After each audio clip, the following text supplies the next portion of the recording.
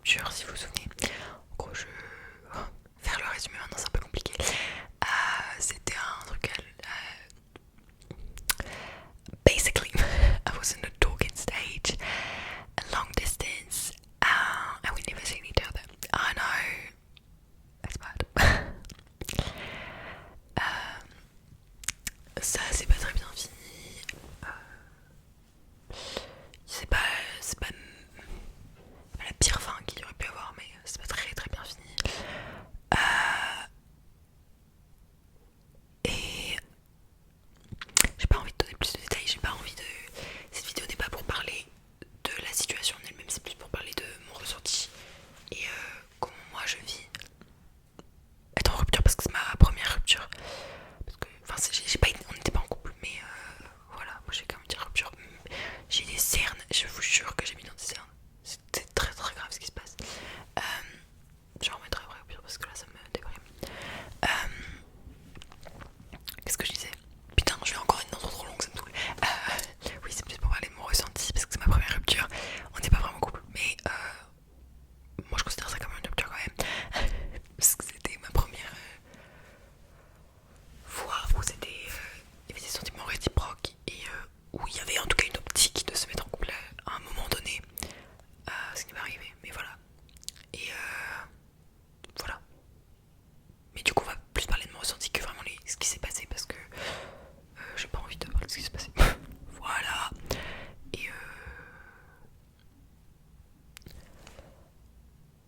Et je trouve que, enfin, moi ça m'aide maintenant que je suis prête à m'avouer à moi-même que c'est fini.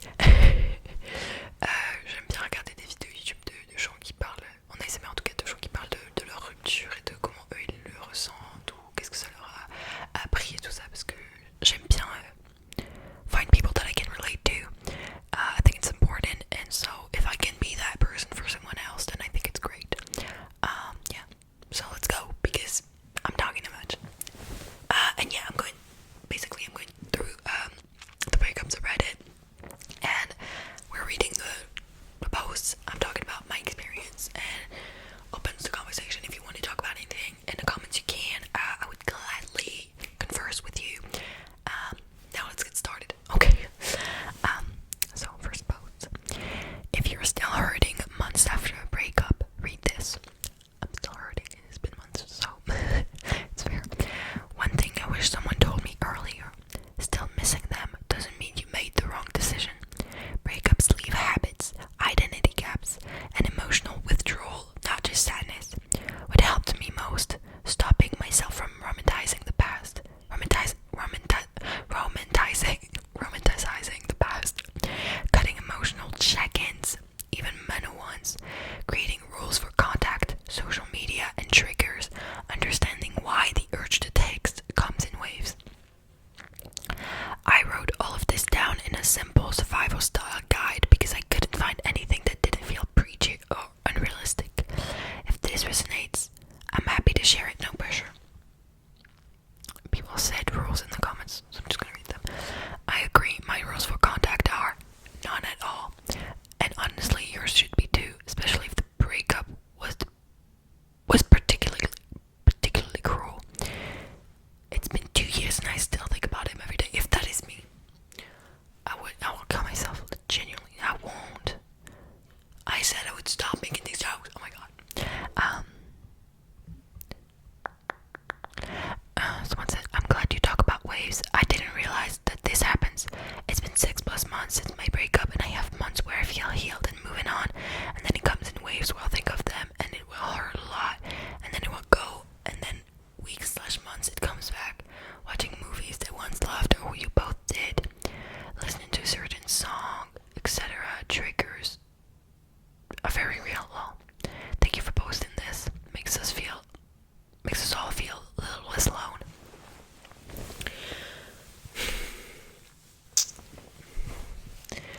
I don't think I'm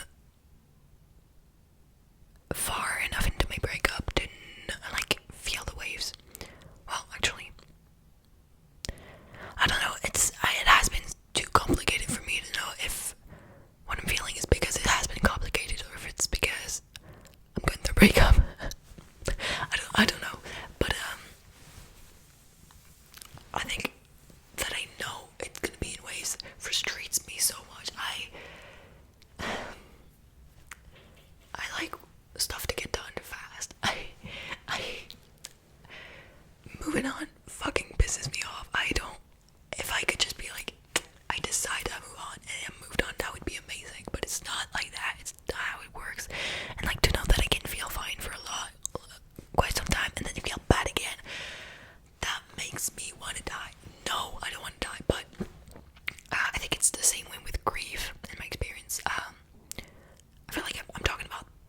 in every single video, but I lost my grandpa when I was younger, and there would be times where I would feel okay, and like then I would fall back into the grief, and it would be so fucking painful, and you would be like, why am I still hurting? It's been 7 fucking years. And yeah, triggers are very real. Triggers are very real. For example, I was feeling a little better, I want to say, about my breakup, because I don't know, I was feeling a little better, and something happened on Thursday. He reached out, want to kill him. I don't. But it's not. Ooh, that pissed me off. And the next day, I went into class, and it was a singing class, and my classmates were singing a song, and absolutely killed me. Like, the song was about being broken up and waiting to find the other person again. Very, very matching with my situation. Not anymore, but it was. And I broke down. I couldn't hold back my tears. I ran out of class. Yeah, that was too much for me. Cause like the song, oh my god, the song was crazy. I'm not crying. I'm putting back my lashes in place.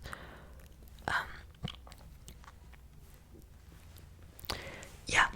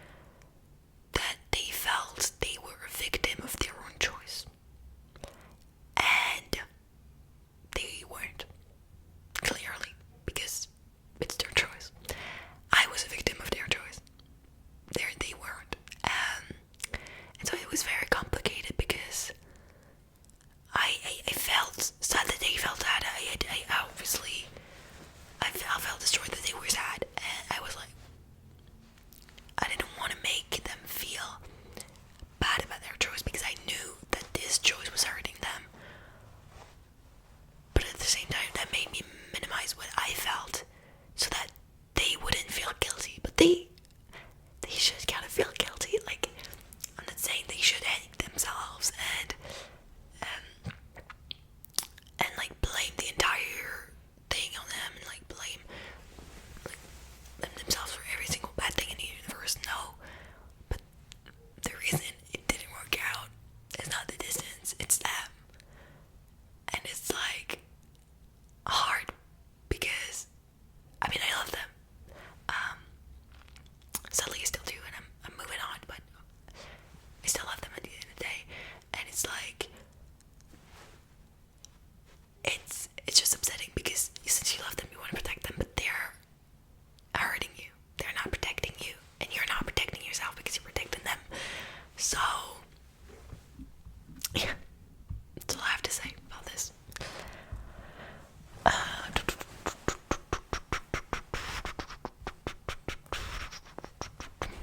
Okay, let's read this. What actually helped me after my breakup? After my last breakup, I felt like someone unplugged my whole life. No sleep, no appetite, checking my phone every 5 minutes, replaying every convo in my head. Outside, I'm fine. Inside, I was just empty. What helped at first wasn't anything deep, just boring basics. Real food, shower, short walks, and no contact, no checking socials, no just to see, no rereading old chats. It didn't magically fix my heart, but it stopped me from ripping the wound open every day. Much later, when it hurt a little less, I downloaded Ellie, not to replace my ex, but just to see if I could still talk to someone new without falling apart. I was honest in my bio, kept expectations low and only chatted when I had the energy. A few kind, normal conversations there helped more than I expected. Not because I found some brand new love, but because I realized I wasn't broken or unlovable. There are still decent people out there, and I could still connect with them. It still came in waves, but the waves got smaller and further apart. If you're in that raw state right now, doing tiny things to take care of yourself is not pointless, and opening Helly or any app doesn't mean you're over it or replacing anyone. You're just slowly proving to yourself that life continues and that you get to be a part of it again.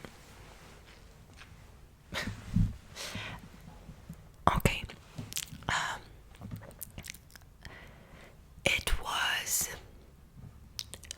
really hard for me, and I failed every time to do the little things. Well, I would eat and I would take showers and I wouldn't go on walks. I'm not going on walks. I was very, very bad at not reading all conversations and at not watching my ex's social media. Again, it was hard because I didn't want to move on, so that explains it.